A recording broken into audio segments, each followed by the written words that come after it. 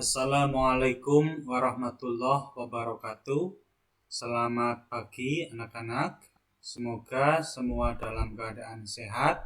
Amin. Pada kesempatan kali ini kita akan kembali belajar tematik. Tema 9, Kayanya Negeriku. Subtema 2, Pemanfaatan Kekayaan Alam di Indonesia, pembelajaran 1. Pada pembelajaran kali ini, tujuan pembelajarannya adalah sebagai berikut.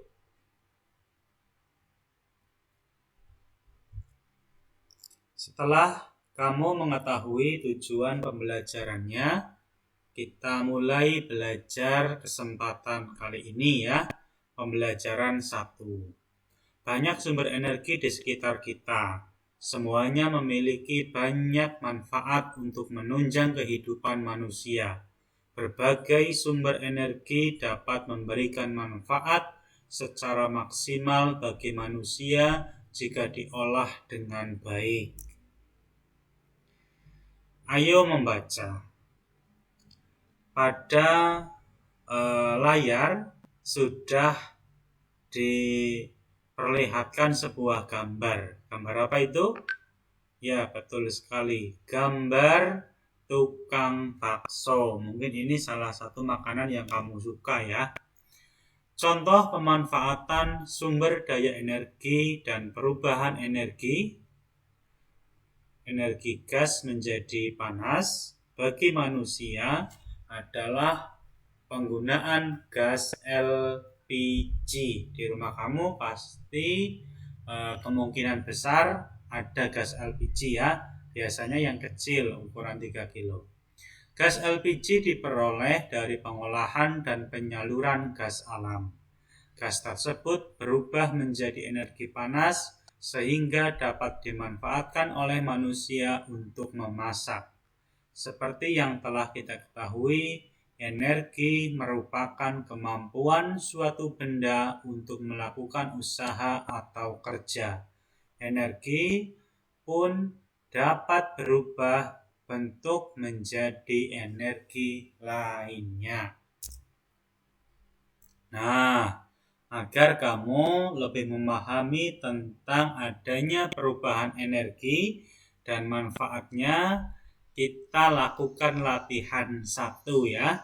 Ayo berlatih. Di sini ada beberapa gambar, ada kolom-kolom. Nanti kamu jawab di buku kamu ya. Nanti kamu jawab, kamu buat kolom-kolomnya seperti ini persis.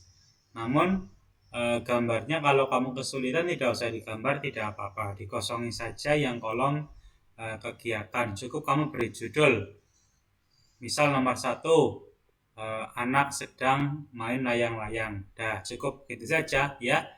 Gambarnya diganti menjadi tulisan. Itu jika kalau kamu kesulitan menggambar. Kalau kamu mampu menggambar juga tidak apa-apa, itu lebih baik.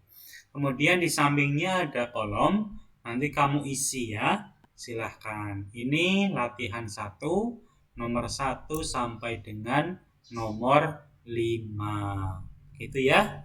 Silahkan, nanti kamu akan lebih paham kalau sudah mengerjakan latihan 1. Selamat mengerjakan. Kemudian, setelah kamu mengerjakan latihan 1 tadi, ayo berlatih. Sekarang kita berlatih bersama. Ya, bareng-bareng ini kita latihan. Carilah contoh pemanfaatan perubahan energi dalam kehidupan sehari-hari. Energi gerak menjadi energi listrik, pembangkit listrik, tenaga air atau angin. Ya, maksudnya adalah energi gerak tapi yang berubah energinya menjadi energi listrik. Itu terdapat pada peristiwa apa atau alat apa, begitu maksudnya ya. Nah, sekarang yang kedua, misalnya ya. Nah, ini sebagai contoh saja. Energi gerak, ulangi. Yang kolom bawahnya itu ya. energi listrik menjadi energi gerak. Nah, kebalikannya, ini pada peristiwa atau alat apa yang seperti itu energi listrik menjadi energi gerak, yaitu pada kipas angin. Nah, kipas angin itu kan mengubah energi listrik menjadi energi gerak, ya, karena ada listrik kemudian kipasnya jadi berputar dan seterusnya. Masih banyak contoh yang lain. Nah, setelah kamu mengetahui contoh ini, nanti kamu coba sendiri mencari contoh yang lain ya. Silahkan. Kemudian, ayo membaca. Ada sebuah bacaan ya. Di situ nanti kamu baca dengan cermat bacaan tersebut ya. Nanti kamu bisa membuka juga pada buku tema 9 subtema 2. Silakan nanti kamu buka ya dan kamu baca dengan baik. Kamu bisa membuka juga pada halaman 51. Silakan.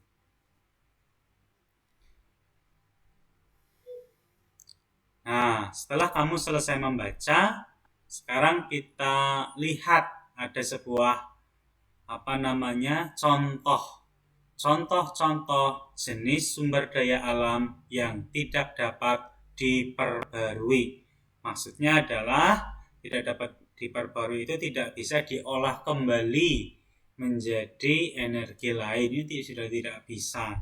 Apa saja? Yang pertama, sumber daya alam bukan logam. Contohnya aspal, batu bara, minyak bumi, gas alam. Kemudian sumber daya alam yang berupa logam, emas, perak, dan seterusnya. Kemudian yang ketiga, sumber daya alam industri. Ada berlian, belerang, dan seterusnya. Itu adalah contoh sumber daya alam yang tidak dapat diperbarui. Jadi hanya sekali ngolah, sekali pakai, selesai. Sampai di situ tidak bisa diolah kembali. Itu ya. Nanti jika kamu khawatir lupa, bisa kamu catat pada buku kamu, buku tulis ya. Kemudian ayo berlatih. Berilah contoh hasil sumber daya alam yang dapat diperbarui. Contohnya hasil pertanian, perkebunan, dan seterusnya di daerah tempat tinggalmu. Nah, mari kita berlatih bersama ya, dijawab bersama. Yang pertama, di situ kan ada beberapa kolom, ada kolom hasil pertanian, hasil perkebunan, dan seterusnya. Kita jawab bareng. Yang pertama misalnya hasil pertanian apa? Yaitu padi. Ya kan? Padi. Kemudian hasil perkebunan apa? Kebun apa? Perkebunan kalau di daerah kita itu yang banyak adalah jagung, ya, perkebunan jagung. Kemudian hasil perikanan apa? Di daerah sekitar kita ada perikanan lele, gurame, dan sebagainya. Kemudian hasil hutan itu apa? Kayu jati misalnya. Kemudian hasil peternakan, misalnya peternakan ayam, kambing, sapi, dan sebagainya. Ini adalah contoh sumber daya alam yang dapat diperbarui. Nanti kamu bisa menambahkan sendiri di bawahnya sebagai latihan kamu, ya. Silahkan. Kemudian yang kedua, ada kolom untuk membuat contoh barang tambang yang dihasilkan di daerah tempat tinggalmu. Ada apa tidak?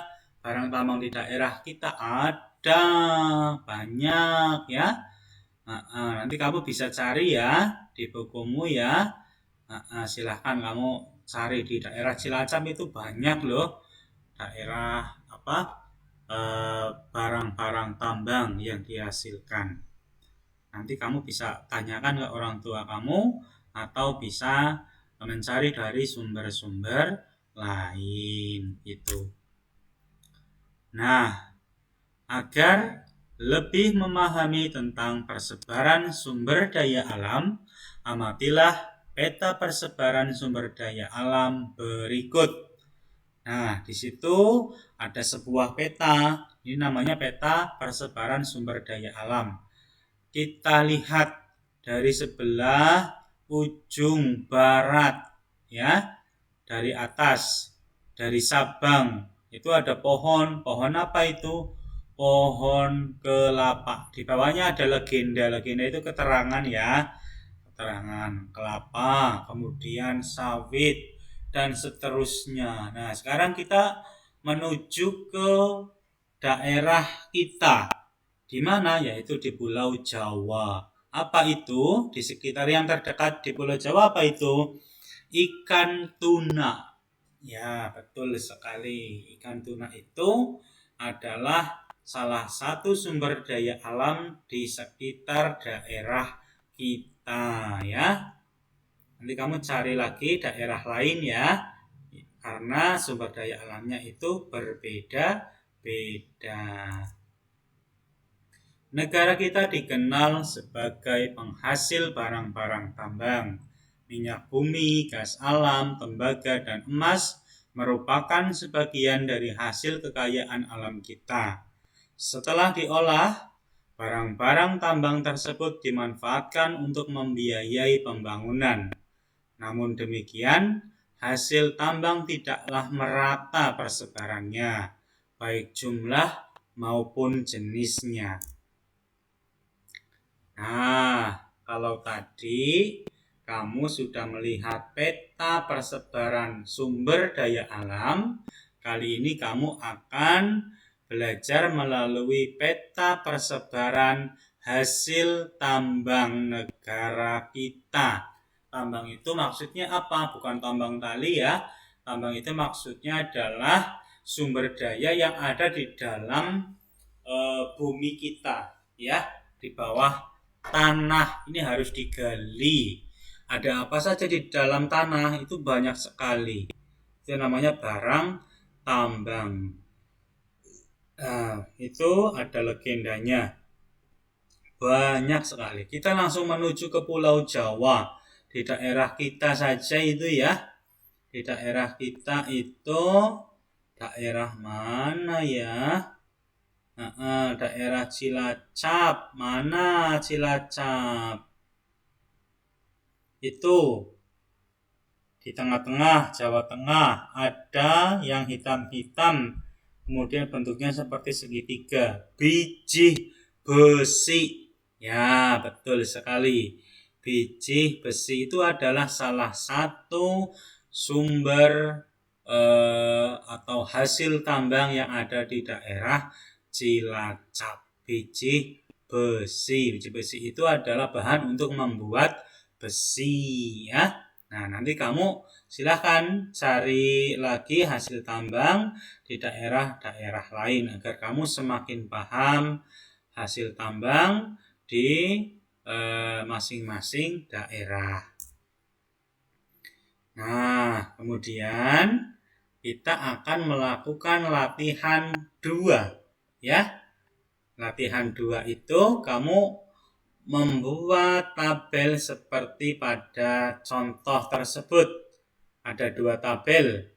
Tabel pertama adalah kekayaan sumber daya alam hayati di provinsi atau kota kabupaten tempat tinggalku. Kita berada di mana?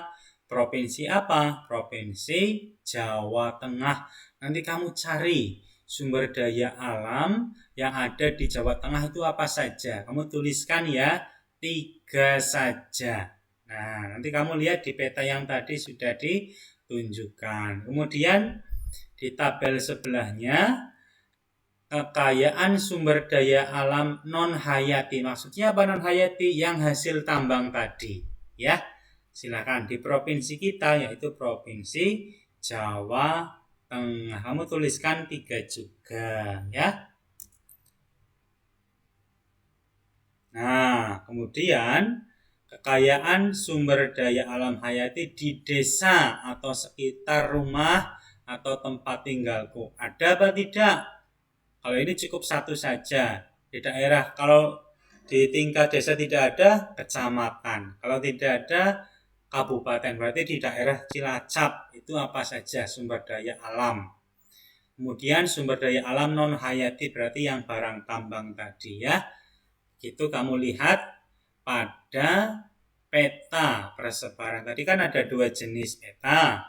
Peta sumber daya alam dan peta persebaran hasil tambang. Kalau yang sumber daya alam ini yang hayati, itu namanya sumber daya alam. Kalau yang non hayati itu yang hasil tambang. Silahkan, selamat mengerjakan latihan 2 ya. Silahkan. Kemudian kita diajak untuk membaca. Bacalah bacaan berikut. Sumber daya alam sebagai modal pembangunan. Nah, apa itu maksudnya? Nah, maksudnya kamu baca dulu, nanti baru akan paham isinya dan maksudnya apa. Silakan dibaca ya. Selamat membaca.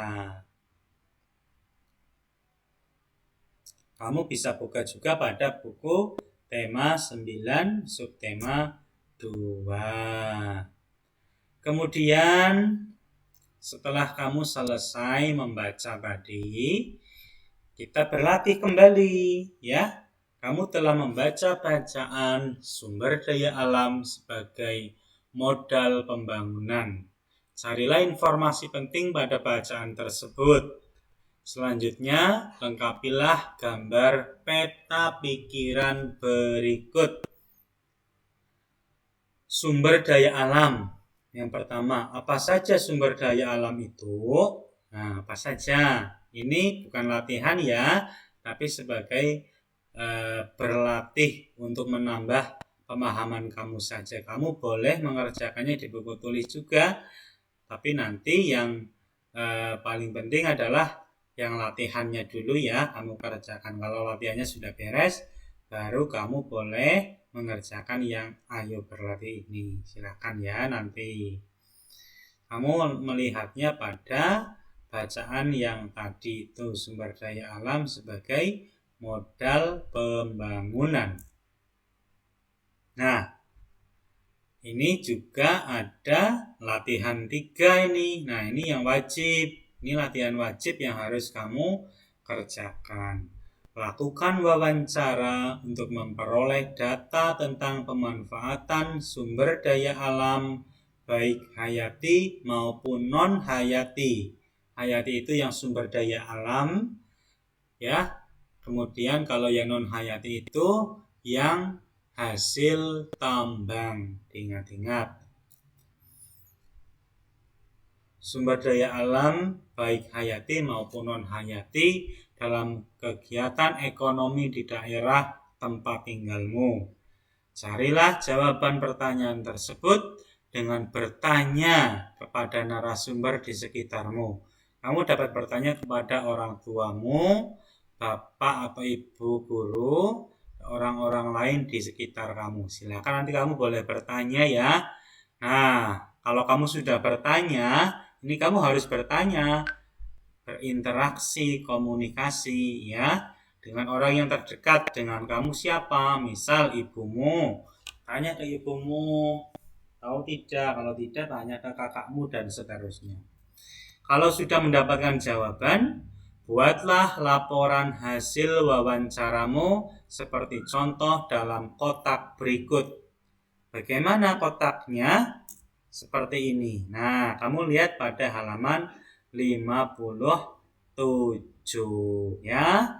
Nanti silahkan dibuka pada halaman 57 hasil laporan wawancara. Ya, tibalah kita pada akhir materi. Ayo renungkan. Tadi kamu sudah mempelajari banyak hal, ya kan? Apa yang kamu pelajari dari kegiatan hari ini? Tuliskan dalam kotak di bawah ini. Banyak sekali yang sudah dipelajari tadi. Nah, kamu boleh menuliskannya di kotakan seperti ini. Kamu buat nanti pada buku tulis kamu ya. Matur nuwun, terima kasih. Itulah materi kita hari ini. Semoga mudah dipahami. Jika masih kurang paham, kamu boleh putar kembali penjelasan di video ini ya. Sampai dengan kamu memahami. Jangan lupa latihannya kamu kerjakan sesuai dengan petunjuk yang tadi sudah disampaikan. Terima kasih. Banyak kekeliruan mohon maaf. Wallahul muwaffiq ila aqwamit thoriq. Wassalamualaikum warahmatullahi wabarakatuh.